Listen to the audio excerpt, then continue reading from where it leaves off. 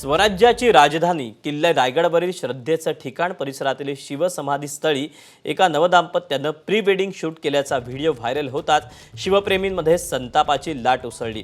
केंद्रीय पुरातत्व विभाग अशा प्रकारांवर निर्बंध आणणार का असा सवाल सोशल मीडियावर शिवप्रेमी विचारू लागलेत। या प्रकरणानंतर किल्ले रायगडवर प्री वेडिंग करणाऱ्यांवर कारवाई करावी अशी देखील मागणी सोशल मीडियाच्या माध्यमातून शिवप्रेमींकडून करण्यात आलेली आहे।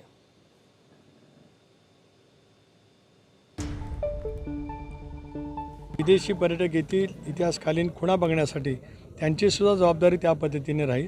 पण भारतीय पुरातत्व खात्याला सुद्धा आमच्याकडनं सूचना त्या ठिकाणी स्पष्टपणे दिल्या जातील। अशा पैकीचं प्री वेडिंग शूटिंग ज्यांनी केलं असेल त्यांनी सुद्धा त्यांच्यावरती सुद्धा कारवाई झाली पाहिजे, कारण तिथलं पावित्र्य ज्या पद्धतीने हे करण्याचा प्रयत्न केला जातो आहे ती बाब अत्यंत निंदनीय आहे।